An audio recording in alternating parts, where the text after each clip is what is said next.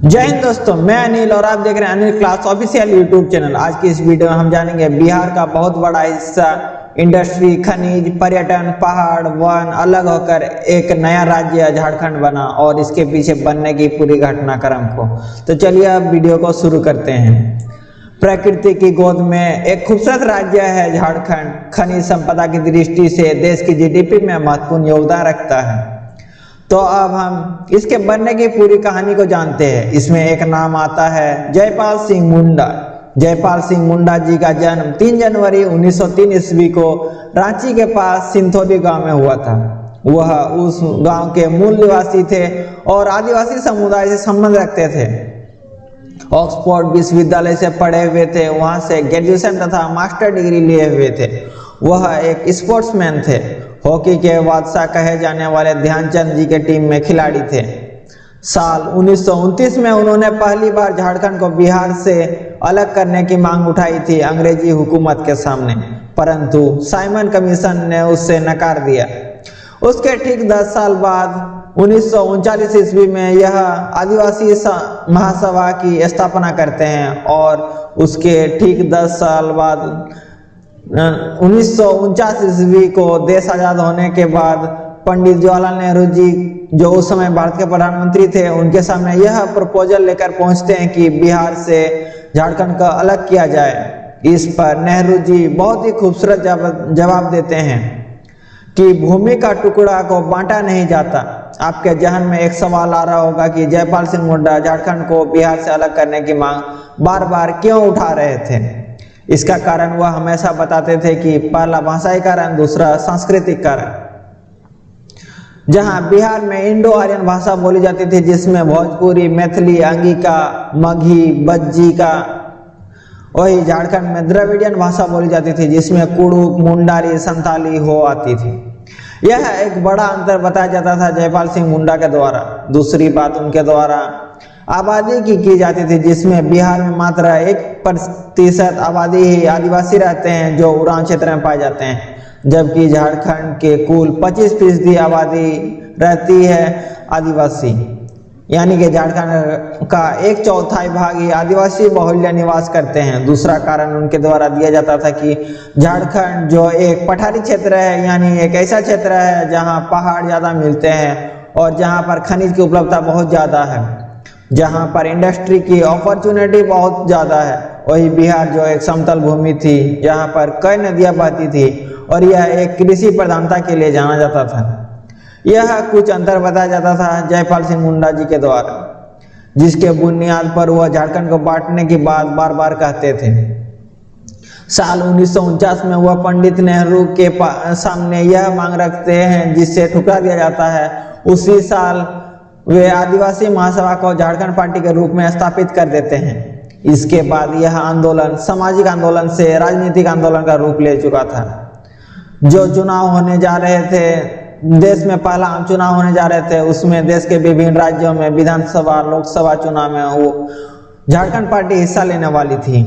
अब आते हैं साल 1963, जिसमें अक्टूबर के महीने में केवी सहाय बिहार के मुख्यमंत्री बनते हैं और दक्षिण बिहार जो अब झारखंड का हिस्सा है, इस क्षेत्र के 32 सीटें झारखंड पार्टी जीत जाती है, जिसके चलते जयपाल सिंह मुंडा का कद बहुत ज़्यादा बढ़ जाता है और झारखंड का अलग करने की मांग एक बार फिर से तूल पकड़ने लगती है।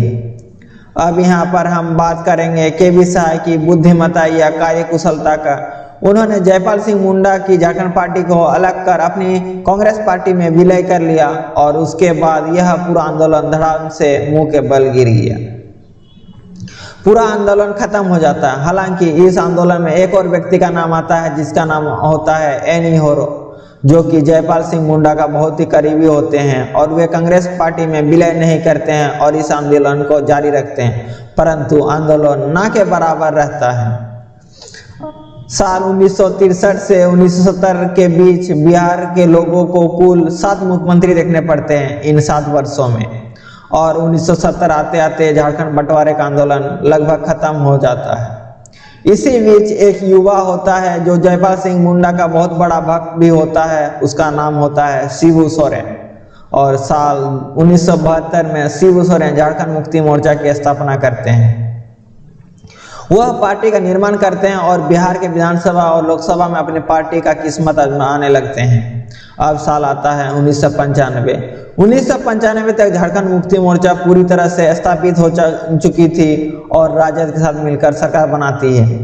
अब आता है साल 1997। 1997 के 2 मार्च का वह तारीख होता है जब लालू प्रसाद यादव इस बात पर हुंकार भर देते हैं कि झारखंड को बिहार से अलग करना है और इसकी मांग शिबू सोरेन लंबे समय से उठा रहे थे। अब आते हैं साल 1998। 1998 आते आते समय ऐसा बदलता है कि ठीक उसी समय लालू प्रसाद यादव अपनी बात से पलट जाते हैं और उनका साफ कहना था कि उनके जीते जी झारखंड अलग नहीं होगा। अब साल 1999 आ जाता है। 1999 में जब लालू प्रसाद यादव चुनावी दौरे पर होते हैं तो वह काफ़ी आक्रामक रहते हैं। उस समय राबड़ी देवी बिहार की मुख्यमंत्री होती हैं और कहीं ना कहीं क्राइम और ब्यूरोक्रेसी को लेकर लालू यादव की बदनामी काफ़ी ज़्यादा होने लगती है। लालू यादव हर जनसभा पब्लिक इंटरेक्शन में कहते हैं कि झारखंड उसके जीते जी नहीं बटेगा। साल 2000 आ जाता है, चुनाव होता है, मतदान का परिणाम का दिन आता है जो है पूरे बिहार के सामने एक सवाल खड़ा कर देता है। त्रिशंकु विधानसभा होती है, अर्थात किसी को भी बहुमत प्राप्त नहीं होती है। सीटों की अगर बात करें तो एनडीए अर्थात बीजेपी को 67 सीटें, जदयू को 21 सीटें आती है। अगर हम बात करें जो उनके विपक्ष में रहते हैं, जो बाद में सत्तारूढ़ भी बनते हैं, यानी कि राजद गठबंधन, तो राजद को 124 सीटें मिलती है और उसके बाद उनके ही साथी कांग्रेस को 23 सीटें और तमाम अन्य दलों को 13 सीटें आती है। बहुजन समाजवादी पार्टी जो कि बसपा, उसको 5 सीटें आती है। यह जानना बेहद जरूरी होगा कि उन दिनों बिहार में 243 नहीं बल्कि 324 विधानसभा सीटें थी। उस समय झारखंड बिहार का अभिन्न अंग था। त्रिशंकु विधानसभा होता है, किसी को भी पूर्ण बहुमत नहीं मिलती है तो लालू यादव के माथे पर बल बढ़ जाता है। आखिरकार सरकार कैसे बनाए? जेएमएम उसको सपोर्ट करने को तैयार नहीं थी। उनके पास कुछ सीटें कम पड़ रही थी तो दरवाजा खटखटाते हैं कांग्रेस को।